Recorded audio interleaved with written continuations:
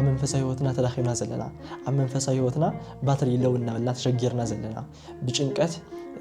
መእተውን መውፅን ሲኢልና ዘለና ፈተና ተደራሪዩና ዘሎ እቲ ባትርና እትለው ኢሉ ዘሎ ባትርና ፉል ክብል እንዳሕርደልና ተቆይና ንሕና ቅዳሴ ንምፃ ስጋው መንነትናስ ብዚ ኣየር ክነብር ይኽእል ሓደ ሰብ ስለዚ ሓደ ክርስቲያን ድማ ብዘይ ቅዳሴ ክነብር ይኽእል ቅዱስ ቁርባን መድሓኒት እንበር መቃፀል ይኮነን መቃፀል መስሉና ፈሪሕና ካብ ክርስቶስ ርሕቕና ዘለና ንምፃ ናብ ቅዳሴ ንምፃ ናብ ክርስቶስ መቃፀል መድሓኒት ዝባል ይበ ቤተ ክርስቲያን ደገ ኣፌት ተሳሊምና ተኣምር ሰሚዕና ስብከት ሰሚዕና ኣብዚ ቅዱስ ቁርባን እዚ ኣብዚ ቅዳሴ ዘይንሳተፍ ተቆይና ትርጉም ይውልን ህይወት ሓቂ ጎዳማት ክንግብኒ ኢየሩሳሌም ክንከይድ ግን ኣብ ጎንና ዘላ ቤተ ክርስቲያን ዘይንሳለም ኣብ ጎንና ዘላ ኣብ ጠቃና ዘላ ቤተ ክርስቲያን ቅዳሴ ዘይንሳተፍ ቁርባን ዘይንቅበል ሰባት ግን ብዙሓት ኢና ኣብ ርሑቕ ዘላ ኢየሩሳሌም ክንርኢ እናበልና ኣብ ጠቃና ዘሎ ክርስቶስ ረጊፅናዮ ንሓልፍ ብዙሓት ክርስቲያን ኣለና ኣሕዋትይ ኣብ ዝልምነኩም ዝማሕፀነኩም ነገር እንታይ እዩ ንክርስቶስ ክረክብ ዝደልየ ናይ ክርስቶስ መርዓ ክርኢ ዝደልየ ናብዚ ቅዳሴ እዩ ምፃእ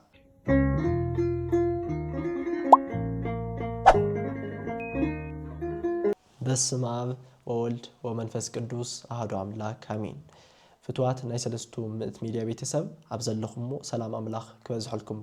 እናተመነኹ ሎም ማዓንቲ እንመሃረሉ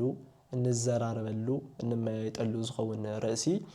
ብዛዕባ ስርዓተ ቅዳሴ ወይ ድማ ብዛዕባ እንታይነት ቅዳሴ ዝብል ብሰፊሑ ክንምልከት ኢና መበልካላይ ክፋልና ከም እግዚአብሔር አምላኽ ቅዱስ ፈቃድ ድማ ስለ ናይ ቅዳሴ ሱ ስርዓቱ ኣብ መጀመሪያ እንታይነቱ ክንሪና መበልካላይ ድማ ስለ ናይ ቅዳሴ ሱ ስርዓቱ ብጥልቂ ክንሪ ክንሞክር ኢና ማለት ኢና ንቦታትና ሚስጥሩን ጦውን ዝገለጸ አምላኽ ንዓኹም ንኹልና ሚስጥሩን ጦውን ይገለጸልና እንመሃሮ ትምህርቱን ኣብ እዝነ ልቦናና ይጽሐፈልና 30 60 100 ፈረን ክንነፍርውን እግዚአብሔር አምላኽ በረዲቱ ይሐግዘና እና አሁን ለማ አንተ ክፋልና እንሪኦ እንዘራረበሉ ዝኸውን ከም ዝበልኩኩም ስለ እንታይነት ቅዳሴ እንታይ ማለት ምዃኑ ስለ ናይ ቅዳሴ አጀማመራ ታሪክ ዝል ነገር ሪኢና ብጥልቅ እናአትወሉ ብጥልቅ እንድህሶም ነገራት ድማ ሚስጥር ናይ ቅዳሴ እንደገና ድማ ናፍቲ ህይወትነቱ ናይ ቅዳሴ ህይወትነቱ ናይ ቅዳሴ ዓላማ ዝል ነገር በሰፊሑ ክንትንትኒና እዝውን እግዚአብሔር አምላኽ ምስኩላትና ይኹን ቅዳሴ እንታይ ማለት እዩ ቅዳሴ ማለት ቀደሰ ካብ ዝብል ናይ ግስ ቃል ዝወፀ ኮይኑ ትርጉሙ ድማ ባረኸ አመስገነ ማለት እዩ ንእግዚአብሔር አምላኽ ምስጋና አቅረበ ንእግዚአብሔር አምላኽ ባረኸ ማለት እዩ ስለዚ ናፍቲ ናባና ክነምጽ ኸለና አንሕና ንእግዚአብሔር አምላኽ እንመስግነሉ ከይዲ ኢልና ክንትርጉሞ ክንፈትሖ ንኽእል ኢና ማለት እዩ ንእግዚአብሔር አምላኽ እንመስግነሉ ስለቲ ኩሉ ዕለቱ ስለቲ ዝገበረልና ውዕለታ ስለ ዝፈጠረና ስለ ዘይውዳ ምሕረቱ ስለ ሕድሕድ ናይ እግዚአብሔር አምላኽ ባህርና ሓሰብና ስለ ሕድሕድ ናይ እግዚአብሔር አምላኽ ስራሕትና ሓሰብና ንእግዚአብሔር አምላኽ ምስጋና እናቅርበሉ ከይዲ ኢልና ክንትርጉሞ ንኽእል ኢና ቅዳሴ ማለት እዩና ናፍቲ ታሪክነቱ ከም ተዓንተውና ወልኩም ዝነበርኩ ናፍቲ ታሪክነቱ ክንኣቱ ኸለና በመጀመርያ ስለ ብሉይ ኪዳን ክንሪ ኣብ ብሉይ ኪዳን ጊዜ ኣብ ብሉይ ኪዳን ዝነበሩ ሰባት ኣብ ብሉይ ኪዳን ዝነበሩ ካህናት ኣብ ብሉይ ኪዳን ዝነበሩ አይሁዳውያን ኩሎም ብነፍሲ ናይ ሓጢያት ሰሪት ናይ ሓጢያት ምድምሳስ እኳ ተዘይተዋሃቡ ግን ካብ ናይ ስጋ ደዌ ካብ ናይ ስጋ መከራ ንኽድሕኑ ካብ ናይ ስጋ ደዌና ካብ ናይ ስጋ መከራ ንኽድሕኑ መስዋዕቲ ይቐርቡ ነይሮም እቲ ናይ ኦሪት ሊቀ ካህናት ናፍቲ ቤተ መቅደስ ውሳኣትዩ መስዋዕቲ ይቐርብ ነይሩ ንእግዚአብሔር አምላኽ ድሕሪኡ ከምቲ ዝበልኩኹም ናይ ነፍሲ ሰሪት ወይ ድማ ናይ ሓጢያት ሰሪት ካብ እግዚአብሔር አምላኽ ልጅነት ጸጋ ዋላ እኳ ተዘይረኸብሉ ካብ ናይ ስጋ ደዌ ካብ ናይ ስጋ መከራ ግን ይፍወሱሉ ነይሮም ነዙ ነቦና ቅዱስ ጳውሎስ ኣብ ናይ ዕብራውያን መጽሓፉ ብሰፊሑ ተንቲዩና ምሂሩና እዩ ብሰፊሑ ገሊጽዎ እዩ ኣብ ዕብራውያን ምዕራፍ 7 ተሪእና ዓመት ሞት ስለ ዝኽልክሎም ዝነበረ ዓመት ታይ ይገብሩ ነይሮም እቶም ናይ ኦሪት ካህናት ማለት እዩ መስዋዕቲ ንእግዚአብሔር አምላኽ ይቐርቡ ነይሮም መዓዝ ዓመት ሓንሻ መስዋዕቲ ቀሪቦም ንዘለዓለም ፍጽም ዝኾነት መስዋዕቲ ይረኸቡ ነይሮም ሓንሻ ዝኾነት መስዋዕቲ ቀሪባ ንዘለዓለም ንደቂ ሰባት እናተዓረቀት ክትተዓረቀት ትኽእል መስዋዕቲ ኣይተረኸበትን ነይራ ኦሪት ነዙ እዮም እውን ዓመት ሞት ስለ ዝኽልክሎም ዝነበረ ዓመት መስዋዕቲ ዘቕርቡ ዝነበሩ እዞም ናይ ኦሪት ካህናት ወይ ድማ ኦሪት ዝነበሩ አይሁዳውያን ማለት እዩና ሞት ይኽልክሎም ነይሩ ዓመት ትቀርብ መስዋዕቲ ነይራ ዝብል ነገር ክንሕዝ ይደሊ ሞት ይኽልክሎም ነይሩ ዓመት ድማ መስዋዕቲ ንእግዚአብሔር አምላኽ ድማ ይቐርቡ ነይሮም ስለዚ ሞት ስለ ዝኽልክሎም ዝነበረ ዓመት ፍጹም ዝኾነ መስዋዕቲ ስለ ዘቕርቡ ዝነበረ እቲ ዝቐረበ መስዋዕቲ ድማ ናይ ሓጢኣት ስርየት እተውህብ ስለዘይ ነበረት ሓደ ፍጹም ዝኾነ መስዋዕቲ ንዘለዓለም ከድሕን ዝኽእል መስዋዕቲ ይድለ ነይሩ። እቲ መስዋዕቲ እሱ መን እዩ? ጎይታና መድሓኒና ኢየሱስ ክርስቶስ። ኣቦታትና ብሰፊሑ ተንቲኖም ከም ዘመሩና ቅዱስ ጳውሎስ ድማ ከምዚ ኣብ መጽሓፉ ድማ ከምዚ ጻሓፈልና ማለት እዩ። እቲ መስዋዕቲ እሱ ንዘለዓለም ፍጹም ዝኾነ ሓንቲ ሻዕ ቀሪዩ ንዘለዓለም ድማ እናድሐነ ዝነብር ፍጹም ዝኾነ መስዋዕቲ እዩ እና ጎይታና መድሓኒና ኢየሱስ ክርስቶስ ባዕሉ መስዋዕቲ ኮይኑ ባዕሉ መስዋዕቲ ኣቕራቢ ኮይኑ ባዕሉ ድማ መስዋዕቲ ተቐባሊ ኮይኑ ኣብ ዕለት ዓርቢ ስለና ክብል ስለ ሓጢኣትና ክብል ወዓለ ስለና ክብል ስለ ሓጢኣትና ክብል ኣብ ምንታይ ኣብ ዕለት ዓርቢ እዞም ሰለስተ ነገራት እዚኦም ኮይኑ እንታይ መስዋዕቲ ተቐባሊ መስዋዕቲ ኣቕራቢ ባዕሉ ድማ መስዋዕቲ ኮይኑ ጎይታና መድሓኒና ኢየሱስ ክርስቶስ ኣብ ዕለት ዓርቢ ወዓለ። ቅድሚ ዕለት ዓርቢ ግን ዕለት ሐሙስ ዝብል መዓልቲ ግን ምርኣይ የድለው ማለት እዩ። እዛ ዕለት ሐሙስ እዚኣ ብዙሓት ስራሕታት ብዙሓት ነገራት ዝተሰርሑላ መዓልቲ እያ። ስለዚ ጎይታና መድሓኒና ኢየሱስ ክርስቶስ ኣብዛ መዓልቲ እዚኣ ነዞም 3 ዓመት ምስኡ ዝመላለሱ ዝነበሩ ብዙሓት ተኣምራት ዝረኣዩ ሃዋርያት እንታይ ገይሩሎም ነይሩ? ስጉኡን ደሙን እንኩም ብልዑ እንኩም ስተዩ ሂብዎም ነይሩ። መዓዝ መዓልቲ? ዕለተ ሐሙስ። ዕለተ ሐሙስ ኮይኑ ጎይታና መድሓኒና ኢየሱስ ክርስቶስ ገና ከይሞተና ኣሎ እንኩም ስጋ ይብልዑ እንኩም ደመይ ስተዩ ሂብዎም። ንምንታይ እዩ ከምኡ ዝሎም ዘሎ እንድሕር ኢልና ገና ዘይተቆረሰ እናሃለወት ስጉኡ እሱ ብምስጢር እቲ ዞም ዘለኩ ህብስት እንተኾነ ብምስጢር ግን እንታይ ገይሩ ሂብዎም ኣሎ ማለት እዩ። እዚ ጽባሕ ብሓቂ ብምንታይ ብሓቂ ዝቁረስ ስጋ እዩ፣ ኣማናዊ ስጋ እዩ፣ ኣማናዊ ድማ ደም እዩ ይህብዎም። ስለዚ ፊዚካሊ እቲ ዝወሃብ ዘሎ ስጋ እቲ ዝወሃብ ዘሎ ህብስቲ ወይ ድማ ወይን ተኾነ ምስጢራዊ ግን ኣንሕና ብዘይ ንሪኦ ረቂቕ ብዝኾነ ምስጢር ግን እቲ ስጋ እቲ ህብስቲ እሱ እቲ ወይን እሱ እንታይ ገይሩ ሂብዎም ማለት እዩ። ጎይታና መድሓኒና ኢየሱስ ክርስቶስ ስጋና ደም ኣንሕና ይኮንና ንብል ዘለና ወይ ድማ እከለ ዝበሃል ሰብ ኣይኮነን ኢሉ ባዕሉ ጎይታና መድሓኒና ኢየሱስ ክርስቶስ እዚ ጽባሕ ስለ ብዙሓት ዝፈስስ ደም እዩ ዝዎም ዘሎ ወይኑ እዩ ዝብሎ ዘሎ ግን ስለ ደሙ እዩ ማለት እዩ። ስለዚ ኣንሕና ኣይኮንናን ይቕየሩ እዩ ኢልና ናይ ባዕልና ታሪክ ናይ ባዕልና ተረኻ ዝፈጠርና ኣይኮንናን። ኣቦታትና እውን ናይ ባዕሎም ግምቶም ይኾኑና ኦሚጦም ጎይታና መድሓኒና ኢየሱስ ክርስቶስ ዝበለና ጎይታና መድሓኒና ኢየሱስ ክርስቶስ ዘምሃረና ዘርእየና ኢና ንገብር ዘለና ማለት እዩና። ስለዚ ኣብ ዕለት ሐሙስ እተገይሩ ተይልና ቅዳሴ እዩ ተገይሩ። ናይ መጀመርያ ቅዳሴ መን ኮይኑ ማለት እዩ? ባዕሉ ጎይታና መድሓኒና ኢየሱስ ክርስቶስ ንመን ኣቕሪብዎም? ንሃዋርያት ኣቕሪብዎም። ኣብ ምንታይ መዓልቲ? ኣብ ዕለት ሐሙስ ማለት እዩ። ስለዚ ናይ መጀመርያ ቅዳሴ ዝተገበረትላ መዓልቲ ዕለተ ሐሙስ እያ ማለት እዩ። ኣብዛ ዕለት ሐሙስ መዓልቲ እዚኣ ቅዳሴ ተጀሚሩ ማለት እውን እቶም ሃዋርያት ሰም ናብ መን ቀሪቦም ኣሎ ማለት እዩ? ናብ እግዚአብሔር ኣምላኽ ቀሪቦም ኣሎ። ስለዚ ቅዳሴ ደቂ ሰባት ናብ እግዚአብሔር ኣምላኽ ዝቐርብሉ ምስ እግዚአብሔር ዝተዓረቁሉ ስርዓት እዩ ማለት እዩ። እታ ዕለት ዓርቢ ትግበር መዓልቲ እታ ዕለት ዓርቢ ዝግበር ስርዓትስ ጎይታና መድሓኒና ኢየሱስ ክርስቶስ መዓዝ መዓልቲ ገይርዋ? ዕለት ሐሙስ ገይርዋ ብቅድሚያ ማለት እዩ። ቀዲሙ ናሃሎ እቲ ግዜ ገና ናሃሎ ዕለት ሐሙስ ናሃሎ ገይርዋ እና ስለዚ ዕለት ዓርቢ ጎይታና መድሓኒና ኢየሱስ ክርስቶስ ከምታ ዓንተ ወናወልና ዝነበርና ባዕሉ መስዋዕቲ ተቐባሊ ባዕሉ መስዋዕቲ ኣቕራቢ ኮይኑ ኣቦ ይቐርበሎም ዝገብርዎ ይፈልጡ ሞ እንታይ ወሎ ይቐርበሎም እናበለ መስዋዕቲ ኣቕሪቡ ባዕሉ ንባዕሉ ድማ መስዋዕቲ ኮይኑ ደሞ ሲሱ ስጉኡ ድማ ቆሪሱ ባዕሉ ንባዕሉ ድማ ተፈጸመ እንታይ ኮነ ተፈጸመ ኢሉ ባዕሉ መስዋዕቲ ተቐባሊ ኮይኑ ባዕሉ ጎይታና ተቐባሊ ኮይኑ ኣብ ዕለት ዓርቢ ዋዕለ። እታ ዕለት ዓርቢ ዝተገበረት ስርዓት ወይ ድማ እታ ዕለት ዓርቢ ዝተገበረት ናይ ምትዕራቕ ስርዓት መዓዝ መዓልቲ ተገይራ ማለት እዩ? ዕለት ሐሙስ። ንመን? ንሃዋርያት። ንዓለም ሙሉእ ድማ እታ ስርዓት ሰማዕ ተገይራ ዕለት ዓርቢ ተገይራ ማለት እዩ። ስለዚ ቅዳሴ ማለት እቲ ኣብ ዕለት ዓርቢ ዝተገበረ እቲ ጎይታና መድሓኒና ኢየሱስ ክርስቶስ ዘቕረቦ መስዋዕቲ እቲ ዝተገበረ ሕድሕድ ስነ ስርዓት እንዝክረሉ ኣብቲ መዓልቲ እሱ ድማ እንሳተፈሉ እንዝክረሉ ጥራይ ዘይኮነ ኣብቲ መዓልቲ እሱ ተሳቲፍና ናብ እግዚአብሔር ኣምላኽ ድማ እንቐርበሉ መንገዲ እዩ ቅዳሴ ማለት። ናብ እግዚአብሔር ኣምላኽ እንቐርበሉ መዓልቲ ብክርስቶስ በተወዱ ጌርና ምስ እግዚአብሔር እንተዓረቀሉ ምስ ባዕሉ ምስ ክርስቶስ ድማ እንተዓረቀሉ መንገዲ እዩ። ምስ መን? ምስ ክርስቶስ ኣየናይ ብምቕባል እቲ ስጉእና ደሙ ብምቕባል ምስ ክርስቶስ ምስ ባዕሉ ምስ እግዚአብሔር ኣቦ ምስ ባሕሪ ሕይወቱ መንፈስ ቅዱስ እንተዓረቀሉ መንገዲ ንደቂ ሰባት ዝተዋህበ ዓብይ ስጦታ እዩ ቅዳሴ ማለት። ስለዚ ኣቦታትና ቅዳሴ ብሓፈሽኡ ከተርጉምዎ ከለዉ ምስ ጎይታ እንተዓረቀሉ መንገዲ ወይ ድማ ስጦታ ኢሎም ከብራርህዎ ወይ ድማ ከተርጉምዎ ንርኢ እና ኣምላኽ ይብሉ ሰብ ካብ ምፍታው ዝተለዓለ أبوتنا مالتي أملاخ سو كان مفتوى السلع على نكون بالعني لا هذا تايلو هذا نكون بالعني تسقو زمسل وي أمانة وزيكون يقولون بحق سقو نكون بالعوة بحق دوم نكون ستيني تايب خام مخان السلع على سو كان مفتوى السلع على سو كان مفكر السلع على قلت أنا من حنا إسكروس نكون بالعني لهذا سلزي قلت أنا من حنا إسكروس معلت نقبل له مسكروس حد نخونه لسرعته مالتي مسكروس كل شيء عندنا نبرر له من قدك الداسيو ناو قلت أنا نقرأ من قدنا زوزني هي بزبالة أكر دنا مستعنتو جميرنا يزنورنا نا إبراهيم تنتنا كنريو أسف إحنا مرتينا سلزي أبولي كيدان زنورو ساعات أبولي كيدان زنورو كانت موت يخلق لهم نيرو تاخنوتهم في السمت سلازين ورات اتمسواتهم في السمت سلازين ورا عمت تايغور نيرو مسوات يقرون نيرو عمت مسوات يقرون نيرو سلازي كنوتو في السم زخانه كافسب زيكونتس نيو على زخانت حقኛ كنس زلطو ناي بحر خنس زلطو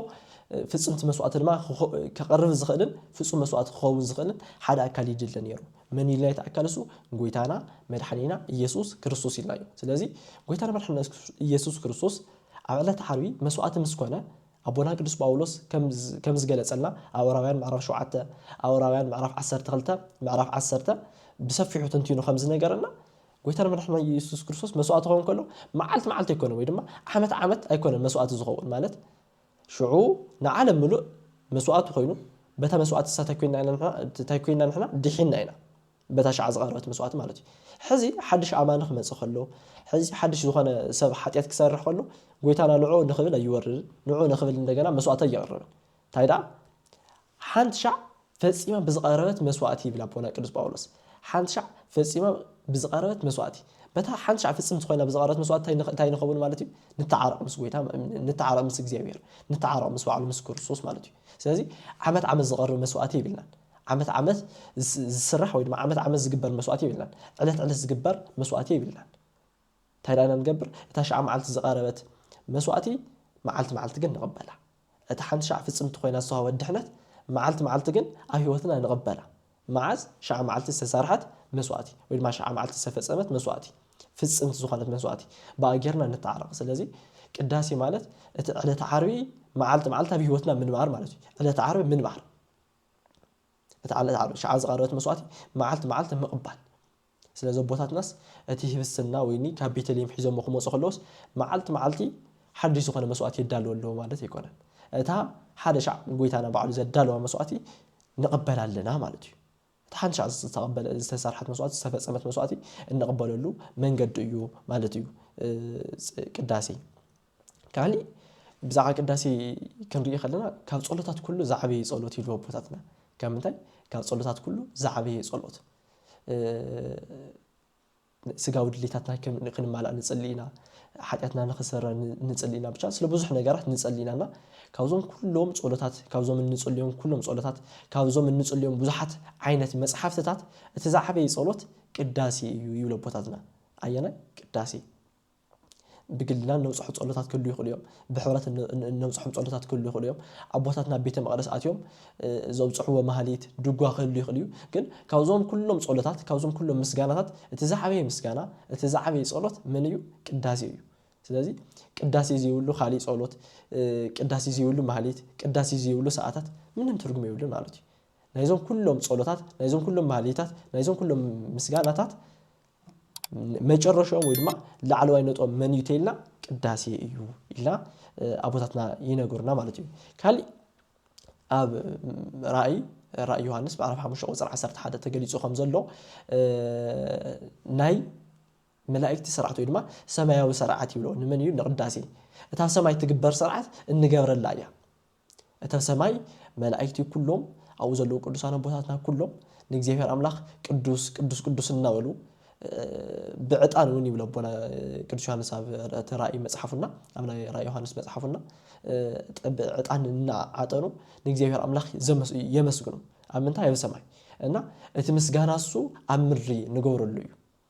ኣብ ሰማይ ዘላ አምሪ ዘላ ሰማይ ይልዋ ንቅዳሴ ማለት ይቦታትና አምንታ ዘላ ሰማይ አምሪ ዘላ ሰማይ ስለዚህ ቅዱሳን መላእክቲ ቅዱሳን ቦታትና በሰማይ ዝገብርዎ ስርዓት አምር ንገብረሉ እዩ ስለዚህ ሰማያዊት ስርዓት ወይ ድማ ነታ ናይ ሰማይ ደጃፍ ወይ ድማ ናይ ሰማይ በር ይብልዋ አቦታትና ንቅዳሴ ማለት እዩ እና በኻሊ መንገዲ ድማ እግዚአብሔር አምላኽ ዓርሱ ንደቂ ሰባት ዝገልጸሉ ማለት ቴዎፋኒ ዓርሱ ንመን ዝገልጸሉ ንደቂ ሰባት ዝገልጸሉ ሪቪሌሽን እዩ ይብሉ አቦታትና ብዛዕባ ቅዳሴ ክዛረቡ ከሎ ማለት ኢና እግዚአብሔር አምላኽ ዝግለጸሉ እግዚአብሔር አምላኽ እንረኸሉ ምስ እግዚአብሔር አምላኽ ሓደ ንኾነሉ መንገዲ ቅዳሴ እዩ እግዚአብሔር አምላኽ ኣብ ካልእ ይኮነን ዝርከብ ንእግዚአብሔር አምላኽ ክረክብ ዝደለየ ሰብ ናብ ቅዳሴ ይምጻእ ኣብ ቅዳሴ ይሳተፍ ኣብ ቅዳሴ ሕብረት ይግበር እግዚአብሔር አምላኽ ወይ ዝርከብ ዓርሱ ዝግለጸሉ በአካል ድማ በዓሉ ዝርከበሉ بمنفس يكونن بጸጋውን يكونن በአካል ጎይታና መድኃኒትና ኢየሱስ ክርስቶስ ዘርከበሉ ቦታ እንታይ አይተልኩምኒ ቅዳሴ እዩ ኣብ ቅዳሴ በዓሉ በአካል ዘርከብ ኣብ ስእሊ ድኖ ኣብ ካልእ ይኮነን ኣብ ቅዳሴ በአካል ይخلكم ይላል በመንፈስ ኣብ ስእሊ ድኖ ኣብ ካልእ ክሓደር ይኽእል እዩ በአካል ጎይታና መድኃኒትና ኢየሱስ ክርስቶስ ኣምታ የርከተ ተባሂልና ግን ኣብ ቅዳሴ ዘርከብ ንምንታይ ስጉና ደሞ ስለነቕበሎ ማለት እዩ ስለዚህ ንጎይታና ክረክብ ዝደለይ እግዚአብሔር አምላኽ ዝግለጸሉ ኢየሱስ ክርስቶስ ዝግለጸሉ መንገድ በቃ ቅዳሴ እዩ ቴዎፋኒ ኢሎም ቦታትና ይገልጽዎ ማለት ኢና ናይ መንግስተ ሰማይ ድማ መቕመሲት መንገዲ እታ ጸኒሕና ንነብረላ እታ ናይ ዘለዓለም ቤትና ዝኾነት መንግስተ ሰማያት ናታ ጣዕሚ እንጥዕመሉ መንገዲ ቅዳሴ እዩ ነቲ ናይ ጸኒሑ ህይወትና ብንእሽተዩ ጣዕሙ ዝርደና ኣብ ቅዳሴ እንዳር ተሳቲፍና ኢናና ኣቦታትና ናይ መንግስተ ሰማያት ጣዕሚ ተጥዕመና መንገዲ ኢሎም ድማ ንቅዳሴ ይገልጽዋ ካሊ እንደገና እዚ ክትንትኑ ከሎ ቦታትና ድማ ወድሰብ ንእግዚአብሔር አምላኽ ዘመስግነሉ ወድሰብ ንእግዚአብሔር አምላኽ ዝቅድሰሉ መንገዲ ዘይኾነስ እግዚአብሔር አምላኽ ንወድሰብ ቀዲሱ ሰማያዊ ዝገብረሉ መንገዲ እዩ ኣንሕና ይኮነና ቅዳሴ ከይድና ንእግዚአብሔር አምላኽ ተመስገን እናበልና ነመስግነሉ ወይ ድማ ቅዳሴ ንቅድሰሉ ንሕና ይኮነን እግዚአብሔር አምላኽ ንሕና ኣብ ቅዳሴ ክንርከብ ከለና እሱ እዩ ዓርሱ ቀዲሱ ካፍቲ ምድራዊ መንነትና ላቂቁ ሰማያዊ ይገብረና ኣምታይ ክንርከብ ከለና ቅዳሴ ካፍቲ ምድራዊ መንነትና ላቂቁ ታይ ይገብረና ሰማያዊ ይገብረና ማለት ኢና ስለዚ ካብ ምድራዊ መንነት ላቂቁ ሰማያዊ ካብ ምድራዊ መንነት ላቂና ሰማያዊ እንኾነሉ ስርዓት እዩ ቅዳሴ ማለት በኻሊ ወገን ክንሪኢ ከለና ድማ ኣቦታትና ንቅዳሴ ታይ ይብልዎ ናይ ስላሴ ኣየር ይብልዎ ናይ ምንታይ ኣየር ናይ ስላሴ ኣየር ከመይ ማለት እዩ ወዲሰብ ካብ ኣየር ወፃ ክነብር ይኽእልን ዓሳ ድማ ካብ ባሕር ወፃ ክነብር ይኽእልን ስለዚ ናይ ስላሴ ኣየር ዝርከበሉ ናይ ክርስትና ኣየር ዝርከበሉ ምንታይ ተባሂሉስ ኣብ ቅዳሴ እዩ ስለዚ ሓደ ክርስቲያን بزي أير كنبرة يخلن هيكون بسجاو من الناس بزي أير كنبرة يخلن حدث سلازي حال خرسيان لما بزي كداسي كنبرة يخلن نمنتاي ناي سلاسي أير نرخولو ناي كريستنا أير ناي كريستوس أير نرخولو أمتاي ناس اللي زخنا مالتيو أب كداسي سلا زخنا سلازي بيوت كنبر زدلي نفسه هاو جيور خنبر زدلي ما عندنا من دحر هالو يمسأ كلام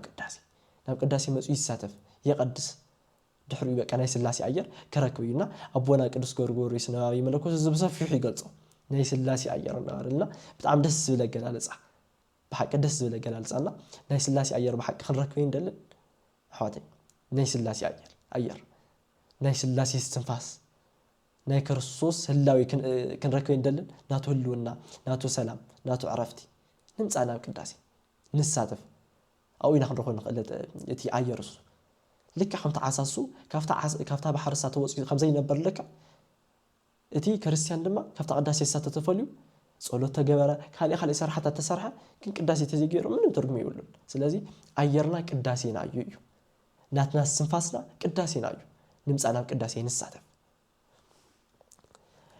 ناب ابونا قدس غورغوريس نبابي ملكوت ازي بسفيح يገልጸنا كمزي دس بزل መንገድ ገይሮ ማለትና በተወሳኺ ቅዳሴ ማለት ድማ ናይ ክርስቲያናዊ ህይወት ቻርጅ እዩ ናይ ክርስቲያናዊ ህይወት ቻርጅ እና አቦና ቅዱስ ጎርጎርዮስ መጽሐፍ ስለ ቅዳሴ ከገለጽ ከሎ እቲ ዘይብጻሕ ናይ መለኮት ብርሃን ናባና ናፍቲ ጸልማት ህይወትና ዘኣተወሉ መንገድ ይል ይገልጾ አየና ዘይብጻሕ ናይ መለኮት ብርሃን ናፍቲ ጸልማት ዝኾነ ህይወትና እና ናፍቲ ጸልማት ህይወትና አትዩ ንጸልማት ህይወትና ባትር ለው ይሉ ዘሎ ጸልማት ህይወትና ናፍቲ ናይ መለኮት ህልውና ናፍቲ ናይ መለኮት ቦታ ዝወስድ መንገድ ይል ይገልጾ ማለት ነውና ቲኦሲስ ዝል መንገድ ማለት እዩ እግዚአብሔርና መምሳል መንገድ ዘጽሕና መንገድ እዩ ጸልማት ህይወትና ረሒቁ ብርሃን ዝገብር እዩ ቅዳሴ እና ኣብ መንፈሳዊ ህይወትና ተዳኺምና ዘለና ኣብ መንፈሳዊ ህይወትና ባትሪ የለውና በልና ተሸጊርና ዘለና ብጭንቀት መእተውን መውፅን ሲኢና ዘለና ፈተና ተደራሪቡና ዘሎ እቲ ባትርና እቲ ለው ኢሉ ዘሎ ባትርና ፉል ክብል እንድሕር ደሊና ተኮይና ንሕና ኣብ ቅዳሴ ንምፃእ ኣብ ቅዳሴ ፉል ክኸውን ዝኽእል ኣብ ቅዳሴ ክመልእ ዝኽእል እቲ ባትሪ እሱ ባትሪ ዘይብላ ሞባይል ክሰርሕ ከም ዘይትኽእል ልካ ቅዳሴ ዘይቅድስ ክርስቲያን ድማ መንፈሳዊ ህይወቱ ክዕረ ይኽእልን ሰላም ናይ ክርስቶስ ከረክብ ይኽእልን እሞ ንምፃእ ናብ ቅዳሴ ንቀደስ ብኡ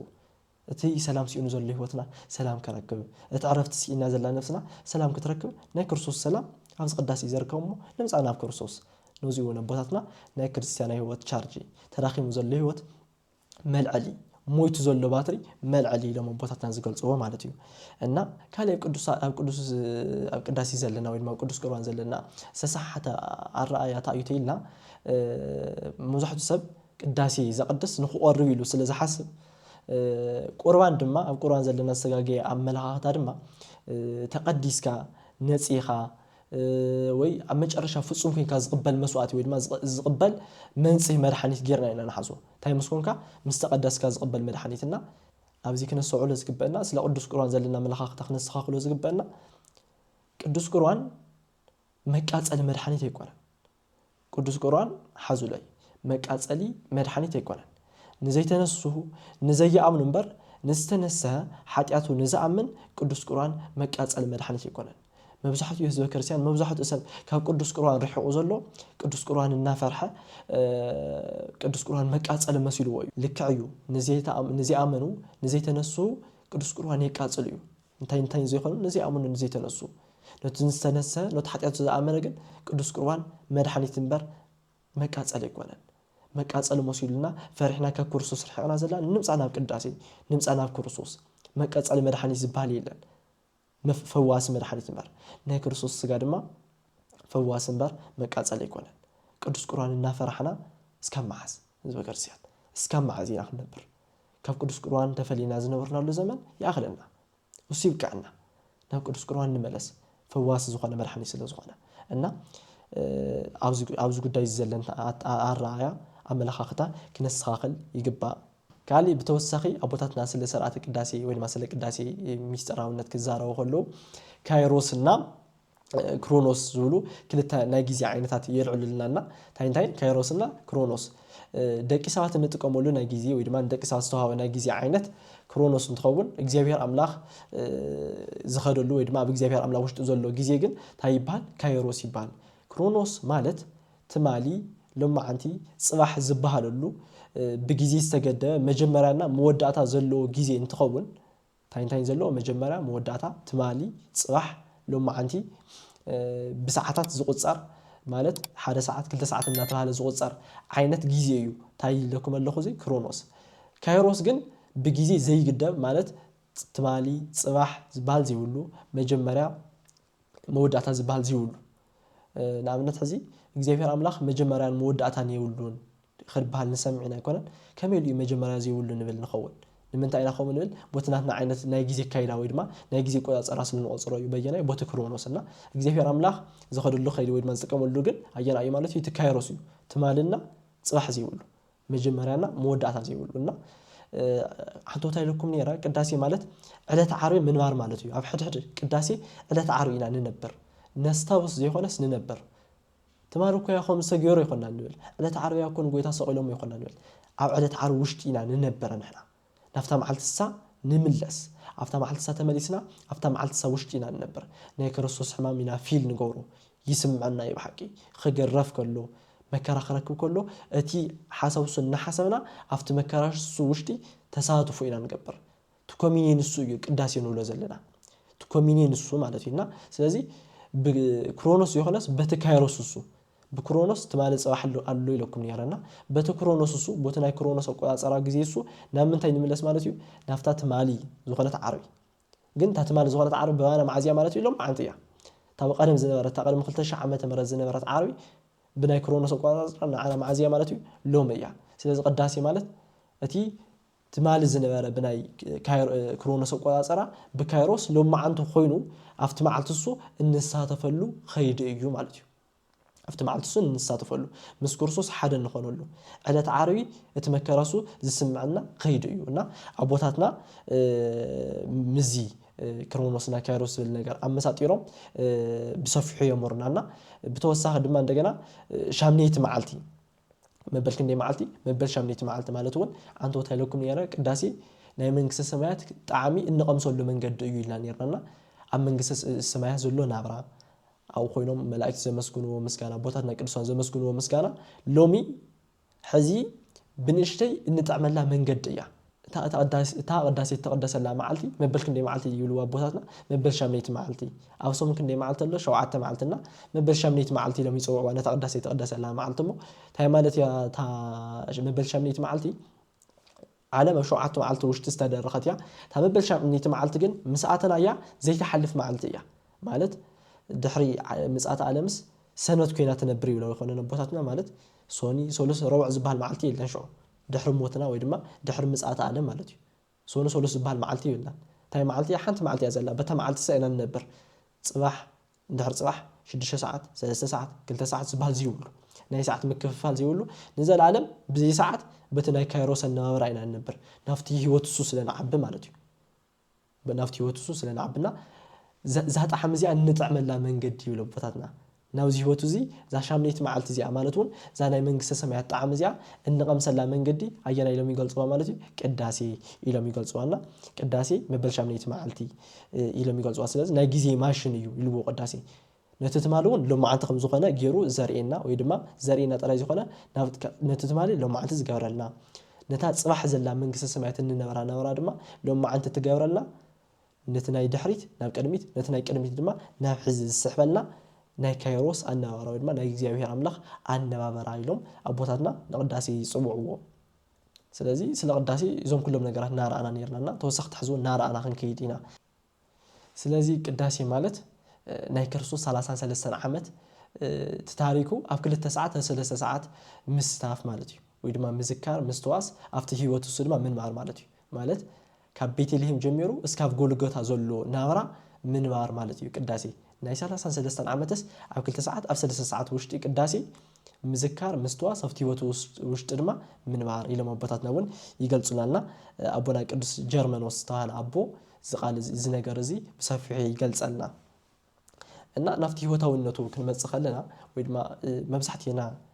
ህዝበ ክርስቲያን መብዛሕትኤና ክርስቲያን ካብዚ ናይ ቅዳሴ ህይወቱ ዘርሒቕና ኢና ዘለና ንምንታይ ከም ተዓንቱ ናውልኩም ዝነበርኩ በትናይ ቅዱስ ቁርባንና ማኻነና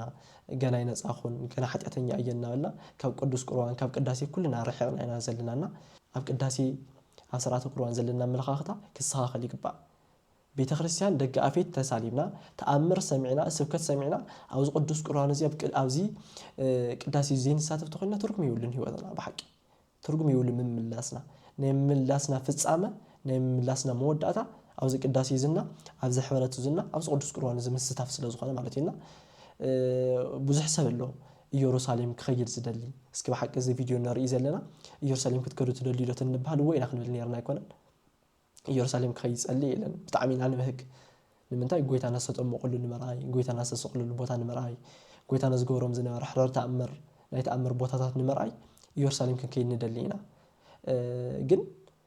ጎይታ ክርኢ ዝደሊ ብሓቂ ማለት እዩ ጎይታ ክርኢ ንደሊ እንድሕር ኮይና ጎይታ ክንርኢ ንደሊ እንድሕር ኮይና ካብ ቅዳሴ ንላዕሊ ጎይታ ንርእየሉ ቦታ የለን ካብ ቅዳሴ ንላዕሊ ጎይታ ዝተቐበረሉ ቦታ ክትርኢ ትደሊ እንድሕር ሃሊኻ ካብ ቅዳሴ ንላዕሊ ጎይታ ዝተቐበረሉ ቦታ የለን ጎይታ ዝተንስአሉ ቦታ ጎይታ ተኣምር ዝሰርሐሉ ቦታ ክትርኢ እንድሕር ደሊኻ ካብ ቅዳሴ ንላዕሊ ጎይታ ተኣምር ዝሰርሐሉ ቦታ የለን ኣብዚ ክብሎ ዝደለኹ ነገር ናብ ኢየሩሳሌም ምኻድ ተጸልዮ ኣይኮነን ናብ ብዙሕ ገዳማት ምጉብናይ ተጸልዮ ኣይኮነን ግን ጎዳማት ክንግብኒ ኢየሩሳሌም ክንከይድ ግን ኣብ ጎንና ዘላ ቤተክርስቲያን ዘይንሳለም ኣብ ጎንና ዘላ ኣብ ጠቃና ዘላ ቤተክርስቲያን ቅዳሴ ዘይንሳተፍ ቁርባን ዘይንቅበል ሰባት ግን ብዙሓት ኢና ኣብ ርሑቕ ዘላ ኢየሩሳሌም ክንርኢ እናበልና ኣብ ጠቃና ዘሎ ክርስቶስ ረጊጽናዮ ንሓልፍ ብዙሓት ክርስቲያን ኣለና ብዙሓት እና ብሓቂ ክርስቶስ ክንርኢ ንደልት ኮይና ካብ ልቢ ናብ ቅዱስ ቁርባን ንምጻእ ኣወልና ክርስቶስ ኣብ ቅዳሴ ኣለና በዓሉ ይፍተተሉ መዓልቲ نحن يزجاج ولنا له نخن قبلوا إنكم بلعوني እንኩም ቅረቡና ተባለ ይዘጋጀውልናልና በሐቅ ክርስቶስ ክንሪ ንበህግ እንድሕር ኮይና ንምጻና ቅዳሴ አውልና ክርስቶስ ማለት ይና ካሊ አብ ቅዱስ ቁርባን ወይ ማም ቅዳሴ ካብ ንገሮም ነገራት አብ ቤተ መርሰነት እንመላለስ አብ አገልግሎት እንነጥፍ በጸበል ድማ ተአኪብና እንሰት ብዙሓት ክርስቲያን ትጸበል ምስታይና ተአገልግሎት ምግልጋልና ተትምህርት መምሃርና ተቤተ ክርስቲያን መምላስና ጠራይ ንጸሎትና ንቅዳሴና ንቁርባንና ዝሽፍነልና ሰባት ኣለና ስለዘገልገልና ጠራይ ስለስተማሃርና ጠራይ ዝጸዳቅና ዝመስልና ብዙሓት ሰባት ኣለና በዚ ከምዚ ምክሕሓስ ዝበሃል ነገር አለ ይኾነን ከምዚ ሒሳብ ምውርራድ ስለስተማሃርኩስ እግዚአብሔር አምላኽ ይፈርደልኝ ስለዘገልገልኩ እግዚአብሔር አምላኽ ምን መይለን ዝመስል ዓይነት አካይዳን ንኸይድ ብዙሓት ሰባት ኣለና كم يكونن نايقل قلوت كافصام قدوس قربان يو ناي سنتريت اجل تمهاري مخان كافصامي خا قدوس قربان مقبل كايو اب قداسي مستاف كايو تمچارشو سوسو زخل اجلجلكا زخل لفصفر لا اجل قلوتات مزمور تساتيفكا تماهيركا غير قدوس قربان زيتركبت خوينكا اب قداسي زيتركبت خوينكا افتني دحنت بوتا يلخان مالتي نخرسوس ادحنا ننابلكا نصلخا ግን ክርስቶስ አፍቱ ዘድሕኖ ልቦታ ናይ ክርስቶስ ፉፍሶ ትዝርኮ ልቦታ መጽኻ ዘይት ተሳተፍት ኮይንካ ትርጉም ይውሉ ምግልጋልና ጸበል ምስታይና ምንም ትርጉም ይውሉ ምክንያቱ ናይ ጸበል ምስታይና ናይ ምግልጋልና ፍጻመታይ ስለዝኾነ ማለት ቅዱስ ቅዳሴ ስለዝኾነ ቅዱስ ቁርባን ስለዝኾነ እና አቤት መርሰነት ተገልግሉ አቤት መርሰነት እንገልግል አህዋት ጸበል በሐዋር እንሰቲ አብሰፍ ላይ አገልግሎታት እንገልግል ክርስቲያን እዚ ነገር ዝኾነ ተኻኸለ ይግባ በሐቂ ልብኽን ብሎ ይግባ ናይ አገልግሎትና ፍጻመ ቅዱስ ቅዳሴ ምዃኑ ቅርዋን ምዃኑ ክነሳውል ክንዝከር ይግባ ማለት ነውና ናብነቱ ካብ አቤተ ክርስቲያንስ ከምታ አንቶና ወልኩ ኖርኩ ማህሌት ይግበርዩ ሰዓታት ይግበርዩ ብዙ አገልግሎታት ይግበርዩ ግን እቲ ኣብ ማህሌት ዘብጽሕ ዝነበረ አገልጋሊ እቲ ኣብ ድጓ ዝነበረ ኣብ ሰፈላል ነቤተ ክርስቲያን አገልግሎታት ዝነበረ ኣብ ቅዳሴ ተዘይተራኺዩ እቲ ዘውጽሕ ዝነበረ ጸሎት ምንም ትርጉም ይውሉ ምንታይ እቲ ናይ ዘውጽሕ ዝነበረ አገልግሎት ማዕረጊታ ቅዳሴ ስለዝኾነት ማለት እዩ ናይ ኩሉ ጸሎታትና ናይ ኩሉ ምስጋናታትና ማዕረጊ ቅዳሴ ምዃኑ ክርዳና ልብ ክንብሎ ይግባና ማለት እዩና ካሊ ቅዳሴ ማለት ከነስዑል ዝግባና ህዝበ ክርስቲያን ናይ ክርስቶስ መርዓ እዩ ክርስቶስ አምሪ መርዓ ገይሮ ንዑ ብልዑለይ ንዑስተይላ ይበለና ድሕሪ ሞቱ ግን ንክርስቲያን ኩሉ ዝዓደመሉ ንክርስቲያን ኩሉ ጥራይ ዝኾነ ኣብ ዓለም ንዘሎ ኩሉ ሰብ ዝዓደመሉ መርዓ ናይ ክርስቶስ ቅዳሴ እዩ ስለዚህ ናይ ክርስቶስ መርዓ ክንሳተፍ እንደሊ በሐቂ እቲ ንነፍስና መርዓዊ ዝኾነ ንመን ንኻሊ ይኾነን እኮ ንነፍስና መርዓዊ ኮይኑ መርዓ ክበሃል ከሎ ምስ ነፍስና መርዓ ዝኣስረሉ ወይ ድማ እሱ ምሽራ ነፍስና ድማ ሙሽሪት ኮይና ወይ ድማ እሱ መርዓዊ ነፍስና መርዓት ኮይና መርዓ ዝግበረሉ ቦታ ማለት እዩ ቅዳሴ ማለት ስለዚህ ክርስቶስ አኽቢሮ ጸውዕና ኣሎ አሕዋተይ ክርስቶስ አኽቢሮ ጸውዕና ኣሎ ንዑና ምንታይ ናብዚ መርዓ ዙና ስለዚህ አኽቢርና ተጸውዕና ናልና ንምንታይ ዘይንመጽእ በሐቂ ኣብ ምራዊ መርዓ ዓረኽትና ማሓዙትና ቤተሰብና መርዓ ኢሎም ክጽውዑና ከለው ከመይ ዓይነት ክዳን ተኸዲና ከመይ ከም ንግደስ ንፈልጥ ኢና ከመይ ዓይነት ክዳን ተኸዲና ከም ንኸይድና ክርስቶስ እኮ አከዳድና ናይኾነን ዝደሊ ንምንታይ ጽቡቕ ክዳን ተኸዲንካ ዘይመጻኻ ኣይብለካን ኣብ ዓለማዊ መርዓ ክትከይድ ከለኻ ልክዕዩ አከዳድናኻ ክትጸብቕ ኣለካ ገንዘብ ሒስካ ከምዚ መእተው ዝበሃል ሒስካ ኢኻ ትኸይድ ናብ ቤተ ክርስቲያን ናብ ቅዳሴ ክትመጽእ ከለና ግን ናብ ቁርባን ክትመጽእ ከለና ግን ንምንታይ መእተው ዘይብልካ ንምንታይ አከዳድናኻ ዘይስተኻኽልከ ይንበሃልን ንምጻእ ናብ ክርስቶስ መርዓ ናይ ክርስቶስ እዩ ዘሎ ክርስቶስ ይመርዖ እዩ ዘሎ መዓልቲ ስለዚ ናይ ክርስቶስ መርዓ ክደሊ ዝደሊ ናብዛ ቅዳሴ እዚኣ ይምጻእ በሐቂ አኽቢርና ድማ ኩልና ዓይነት ጸውዕና ዘለና ናይ ኩልና መርዓና ድማ እሱ እዩ ምስ ነፍስና መርዓ ዝገበረሉ ክርስቶስና አሕዋተይ ኣብ ዝልምነኩም ዝማሕፀነኩም ነገር እንታይ እዩ ንክርስቶስ ክረክብ ዝደሊ ናይ ክርስቶስ መርዓ ክሪ ዝደሊ ናብዚ ቅዳሴ እዩ ይምጻእ ናይ ክርስቶስ መርዓ ቅዳሴ እዩ እያ አኽቢሩ ጸውዕና ዘሎ ንኩልና አኽቢሩ ከተናግደና ጸውዕና ዘሎ ስጉ እንደም እንበልዓላ መርዓ ናይ ክርስቶስ ቅዳሴ እያ ናብ ቅዳሴ ይምጻእ መርዓ ናይ ክርስቶስ ንሳተፍ ኣብዚ ቅዳሴ ዘይተረኸበ ግን መንግስቲ ሰማያት ከኣቱ ዝደሊ ብዙሕ ሰብ ኣሎ ንኩልና ሓደ ሕቶ ተንሕተት ማለት እውን መንግስቲ ሰማያት ከኣቱ ዝደሊ ዶ ተንበሃል ወይ ላይና ንመለስና ኣይኮነን መንግስቲ ሰማያት ከኣቱ ዘይደሊ ሰብ የለን ግን ሕዚ ቅዳሴ ከይተሳተፈ መንግስቲ ሰማያት ከኣቱ ዝኽእል ሰብ ግን የለን ዝሕዘን ነገር ሕዚ ቅዳሴ ከይተሳተፈ መንግስቲ ሰማያት ከኣቱ ዝደሊ ሰብ የለን ንምንታይ ዓንቶታ ኢልና ኢና ናይ መንግስቲ ሰማያት ጣዕሚ ብንእሽተይ ንጥዕመላ መንገዲ ኣነባብራ ብንእሽተይ ንፈልጠላ መንገዲ ቅዳሴ ስለ ዝኾነት ተኡ ንነብሮ ኑሮ ሕዚና ንምክሮ ተኡ ንነብሮ ኑሮ ሕዚና ንለማመዱ እቲ ናይ ቅዳሴ ናብራ ብብንእሽተይ መንገዱ እቲ ናይ መንግስተ ሰማያት ናብራ ብብንእሽተይ መንገዱ እንለማመደሉ ስርዓት ቅዳሴ እዩ ስለዚ መንግስተ ሰማያት ከርኢ ዝደሊ ሰብ እንድሕር ሃልዩ መንግስተ ሰማያት ከርኢ ዝደሊ ሰብ እንድሕር ሃልዩ ይምፃና ቅዳሴ ቅዳሴ ዘይመፀ ግን መንግስተ ሰማያት ክኣቱ ዝኽእል ሰብ ግን የለን ክርስቲያን ኮይኑ ብፍላይ ማለት እዩ ስለዚ ክርስቲያን ኮይና ቅዳሴ ከይተሳተፍና መንግስተ ሰማያት ክንኣቱ ይንሕሰብ ንምፃና ቅዳሴ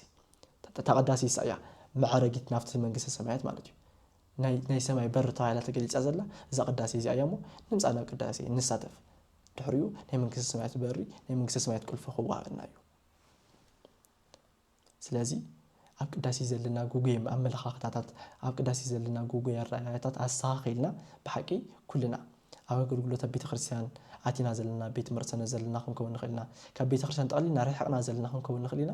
ንምፃና ቅዳሴ ኩልና ናይ ኩሉ ኣገልግሎትና ፍጻሜ ናይ ኩሉ ስራሕትና ፍጻሜ ቅዳሴ ምዃኑ ንሕሰብ ንዘክር እቲ ጸሎት ዝጸልውን ቅዳሴ ተዘይቀዲሱ ትርጉም ይብሉን እቲ ጾም ዝጸውሙ እውን ቅዳሴ ተዘይቀዲሱ ትርጉም ይብሉን ናይ ኩሎም ኣገልግሎትና ናይ ኩሎም ስራሕታትና ናይ ኩሎም መንፈሳዊ ተጋድሎና ፍጻሜ ቅዱስ ቁርባን ምስ ክርስቶስ ሓደ ምዃኑ ክርዳእና ኣሎ ተሓይል እንረኽበሉ መንፈሳዊ ህይወትና ዝሕደሰሉ ናብ ክርስቶስ እንቐርበሉ